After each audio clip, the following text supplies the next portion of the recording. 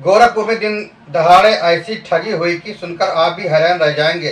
सराफा व्यवसाय के कर्मचारी से 9,50,000 रुपए लेकर दो युवक ऐसे फरार हो गए जैसे कोई फिल्मी सीन हो। सबसे चौंकाने वाली बात यह है कि दोनों ने खुद को जीएसटी अधिकारी बताकर कर्मचारी को रोका और उसका बैग लिया और कागजात लाने के बहाने उसे वापस भेज दिया और फिर पैसों से भरा बैग लेकर गायब हो गए। लेकिन कहानी यहीं खत्म नहीं होती। 300 से ज्यादा सीसीटीवी कैमरों की जांच के बाद पुलिस ने इस सातित ईरानी गैंग के दो जालसाजों को धर दबोचा। आखिर ये गैंग कैसे लोगों को बनाता है निशाना और कैसे पुलिस ने इन्हें पकड़ा, पूरी कहानी जानने के लिए वीडियो के अंत तक आप बने रहिए। सराफा व्यवसायी के कर्मचारी से खुद को जीएसटी अधिकारी बताकर 9,50,000 रुपए की टप्पेबाजी करने वाले ईरानी गैंग के दो शातिर जालसाजों को पुलिस ने धर दबोचा। पुलिस ने आरोपियों के पास से 1,80,000 रुपए नकद भी बरामद किए। पूछताछ के दौरान आरोपियों ने अपने गिरोह के बारे में कई अहम खुलासे किए हैं और बताया कि इस गैंग में 4 अन्य सदस्य भी शामिल हैं जिनकी तलाश में अब पुलिस लगातार दबिश दे रही है।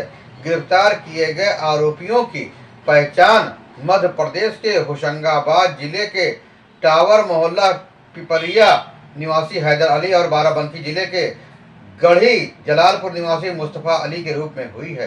पुलिस के अनुसार दोनों आरोपी लंबे समय से ठगी की वारदातों को अंजाम देते रहे हैं और अलग अलग शहरों में खुद को सरकारी अधिकारी बताकर लोगों को निशाना बनाते थे। जानकारी के मुताबिक पीपीगंज निवासी सर्राफा व्यवसायी बलिराम जायसवाल की घंटाघर इलाके में आभूषण की 2 दुकानें हैं। 30 जनवरी की सुबह करीब 11:15 पर उनके यहाँ काम करने वाला कर्मचारी संजय पाल 9,50,000 रुपए नकद लेकर बैंक में जमा करने जा रहा था। संजय पाल गीता प्रेस स्थित पंजाब नेशनल बैंक में रुपया जमा करने के लिए निकला था। जब वह रास्ते में कालीबाड़ी मंदिर के पास स्थित मुंबई क्लास हाउस के सामने पहुंचा, तभी बाइक सवार 2 युवक वहां पहुंचे और इन युवकों ने कर्मचारी को रोक लिया। उसमें से एक युवक ने खुद को जीएसटी अधिकारी बताते हुए कर्मचारी पर रोक जमाना शुरू किया। आरोपी ने कर्मचारी से कहा कि वह जीएसटी विभाग से और जांच के लिए रुपए से भरा बैग चेक करना पड़ेगा। सरकारी अधिकारी का नाम सुनते ही कर्मचारी घबरा गया। आरोपी ने कर्मचारी से बैग अपने पास ले लिया, उससे जीएसटी से संबंधित कागजात दिखाने को कहा।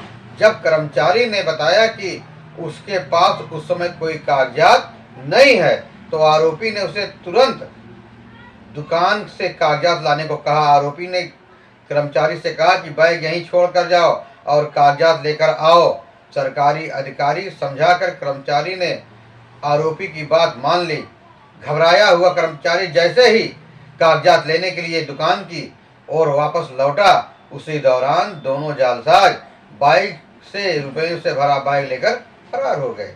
जब कर्मचारी कुछ देर बाद वापस लौटा तो वह वहां नहीं मिला। इसके बाद उसे समझ में आया कि वह ठगी का शिकार हो चुका है। घटना की जानकारी मिलते ही इलाके में हड़कंप मच गया। व्यापारी और कर्मचारी ने तुरंत पुलिस को सूचना दी। मौके पर पहुंची पुलिस ने मामले की जांच शुरू की और केस दर्ज कर आरोपियों की तलाश में जुट गई।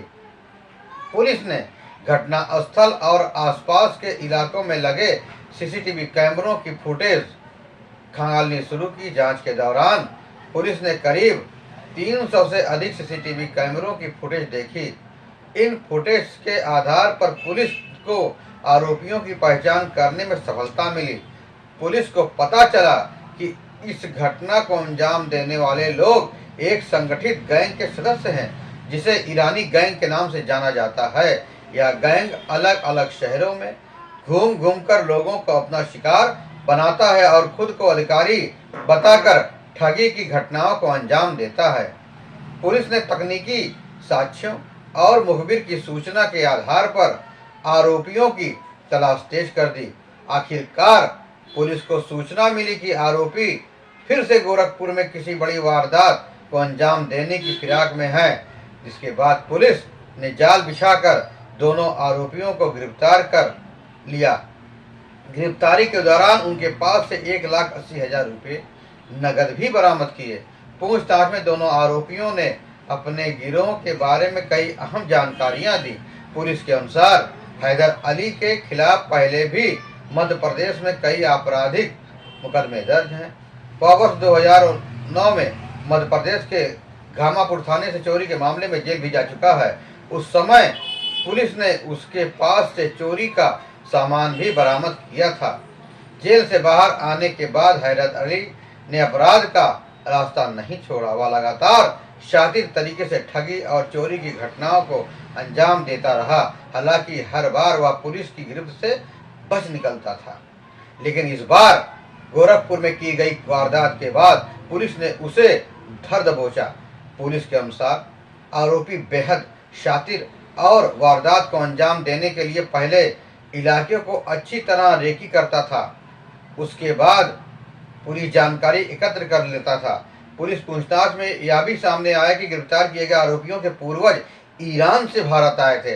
हालांकि अब सभी लोग भारत के ही नागरिक बन चुके हैं। बताया जा रहा है कि यह गैंग देश के अलग अलग राज्यों में घूम घूम कर लोगों को अपना शिकार बनाता है। हाल ही में इस गिरोह के कुछ सदस्य महाराष्ट्र में भी टप्पेबाजी के मामले में पकड़े गए थे। गिरोह का तरीका बेहद चालाकी भरा होता है।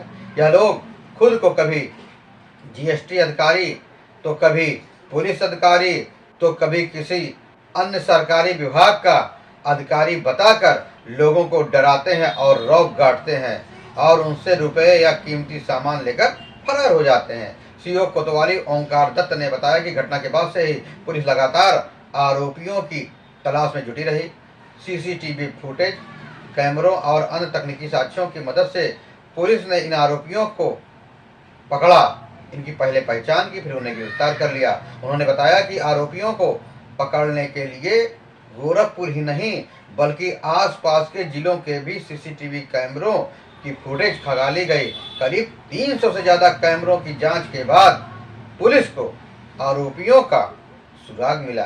सीओ ने बताया कि आरोपी एक बार फिर गोरखपुर में किसी नई वारदात को अंजाम देने की योजना बना रहे थे, लेकिन इससे पहले ही पुलिस ने उन्हें पकड़ लिया।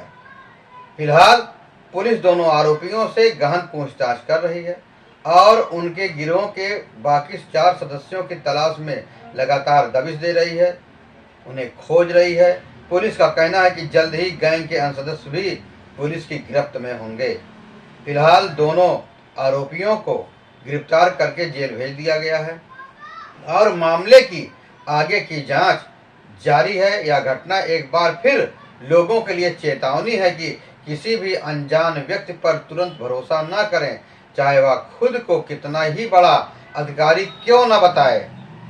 अगर कोई व्यक्ति अचानक रास्ते में रोककर जांच या कागजात की बात करे तो तुरंत सतर्क हो जाएं और पुलिस को सूचना दें, क्योंकि ठग अब नए नए तरीके अपनाकर लोगों को अपना शिकार बना रहे हैं। इसलिए सावधान रहें और इसी वजह से पुलिस भी लगातार लोगों से सतर्क रहने की अपील कर रही है। इस पूरी घटना से एक बड़ी सीख निकल कर सामने आती है कि आज के समय में ठग बेहद चालाक और संगठित तरीके से वारदातों को अंजाम दे रहे हैं। वे आम लोगों को डराने व भ्रमित करने के लिए खुद को सरकारी अधिकारी, पुलिस कर्मचारी, किसी अन्य विभाग का बड़ा अधिकारी बताकर धमकाते हैं और भरोसे में लेते हैं, फिर मौके का फायदा उठाकर ठगी कर देते हैं। गोरखपुर में हुई यह घटना भी इसी तरह की एक सुनियोजित साजिश थी, जिसमें सराफा व्यवसायी के कर्मचारी को जीएसटी अधिकारी बनकर रोका गया और कागजात की जांच के बहाने रुपए से भरा बैग लेकर फरार हो गए। हालांकि इस मामले में पुलिस की सक्रियता और तकनीकी जांच की वजह से आरोपियों को गिरफ्तार कर लिया गया है, लेकिन यह घटना समाज के लिए एक चेतावनी भी है। किसी भी अनजान व्यक्ति पर तुरंत भरोसा नहीं करना चाहिए। दूसरी ओर इस मामले में गोरखपुर की पुलिस की सतर्कता और मेहनत भी सामने आई है। पुलिस ने घटना के बाद करीब 300 से अधिक सीसीटीवी की फुटेज को खंगाला, अलग अलग स्थानों से जानकारियां जुटाई, तकनीकी साक्ष्यों के आधार पर आरोपियों की पहचान कर उन्हें गिरफ्तार किया।